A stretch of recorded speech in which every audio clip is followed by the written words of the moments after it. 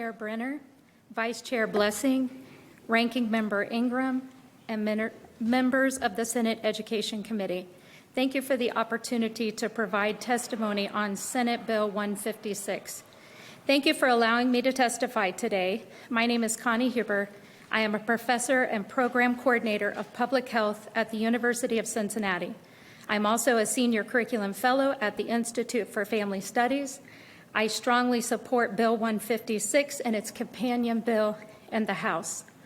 I am not here representing the Institute for Family Studies or the University of Cincinnati. I am here representing the students that I serve in the state of Ohio. I believe the greatest thing that one generation can leave another is hope.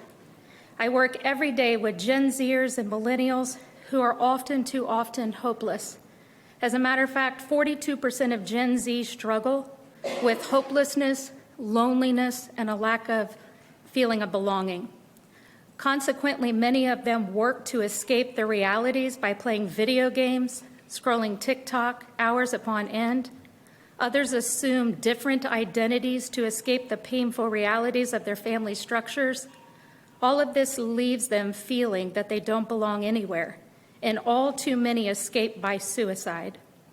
The Institute for Family Studies calls this the death of despair. We see dropping birth rates, rising suicide rates as hopelessness prevails. This indicates that Ohio needs a radical change. We need a clear and concise roadmap like the success sequence. I actually lost a student to suicide this past year who experienced great hopelessness. I'll share more of that in a moment. When I share this information in the courses, my students often ask, why have I not heard this before? I really don't know why they've not heard, because Vogue magazine, research institutes like Brookings and the Institutes for Family Studies, they all know that the steps of the success sequence improve outcomes, and many studies have been conducted. They've all made statements that support the success sequence. Vogue said in an April 2025 article that teen moms are less likely to complete their education and therefore more likely to live in poverty and rely on government assistance. Brookings Institute said teens who delay becoming parents until they've completed their education and are 21 years old are less likely to live in poverty. The Institute for Family Studies says that teens who complete education before starting a family are less likely to live in poverty and rely on government assistance.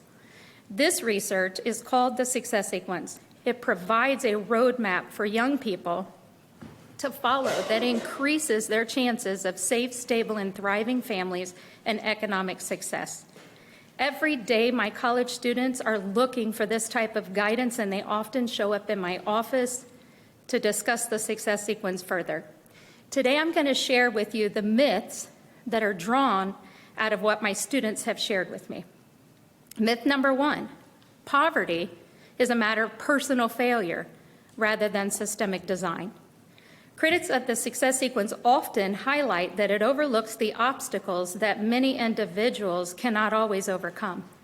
It is undeniable that structural disadvantages make following the 3 steps more challenging.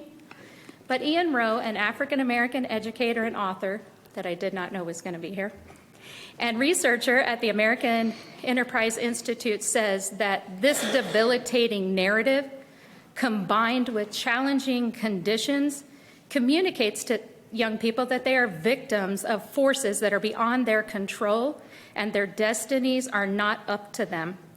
I know from listening to my students, this creates a level of hopelessness. Rowe has been resolved to rewrite this victim narrative and champion change in institutions, showing children that they can determine their own paths and sequences. We know that when young adults feel powerful over their choices, they're more likely to succeed. Young adults who adhere to the sequence despite these disadvantages are considerably more likely to achieve a better quality of life. In fact, young adults from disadvantaged circumstances who follow the sequence are markedly more likely to overcome challenges. Richard Reeves of the Brookings Institute stated the vast majority of Black and Hispanic young people are in the middle class or higher, after 10 years, seeing at that 28 or 30-year-old mark that we heard Dr. Rose speak about, once they've completed all 3 steps. Myth number 2, as shared by my students, the success sequence promoters themselves didn't follow the success sequence. Again, these are messages our young people are hearing. In 2014, 5 years after the premiere of 16 and Pregnant and the spin-off Teen Mom, the National Bureau of Economic Statistics looked into why the United States had seen nearly 11% drop in teenage pregnancy. What were the 2 key factors they found? The economy and Teen Mom. They got the message. Children and teens learn from choices that others make.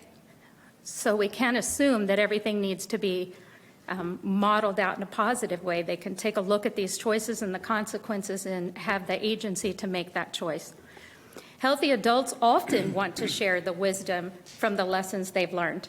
This is why we place up highway signs indicating where dangerous curves are ahead and where accidents have happened to warn others. Teen Moms, the show demonstrates that youth can learn from those mistakes. Myth number 2, current statuses can and do change all the time.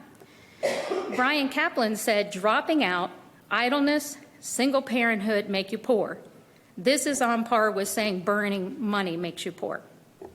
Early motherhood entraps teens and their children in bleak economic cycles that are almost impossible to break. It's a wonder then that teen birth has plummeted and rates of child poverty have as well. This was said by Elise Taylor in a recent article of Vogue magazine. It is important. I'm not going to speak about the economic piece. This is important. I study child welfare and intergenerational cycles of poverty, and I am very passionate about child abuse. We know that marriage is a protective factor for children. A staggering statistic that we cannot ignore is that young children in households are nearly 50 times more likely to die from afflicted injuries, usually being shaken, struck, as compared to those living with 2 biological parents. This is according to researchers from the University of Missouri and the University of Chicago. In public health, we operate from virtues and ethics, and we know about an intervention that has a 98% chance of working. We give that intervention because it's unethical not to do so. So this intervention, we've seen the statistics in the 90%. In public health, we would say that that's an intervention that we would talk about. If you could receive an intervention that would reduce your chances of cancer by 98%, would you want me to tell you or withhold? So because of the child welfare, this is an issue of public health and wellness. Giving hope to Gen Zers, they need a hope for a family, hope for a future. Many of them have come from these homes that are not stable. They're looking for a roadmap. They're looking for a way to have a better family than maybe what they grew up in. Safe, stable, and thriving families are the bedrock of society and the bedrock of Ohio. They are the driving force of the American dream. So I ask you to consider my testimony and vote yes on this important society-changing bill. Thank you again for the opportunity to testify. I will now take any questions that you may have.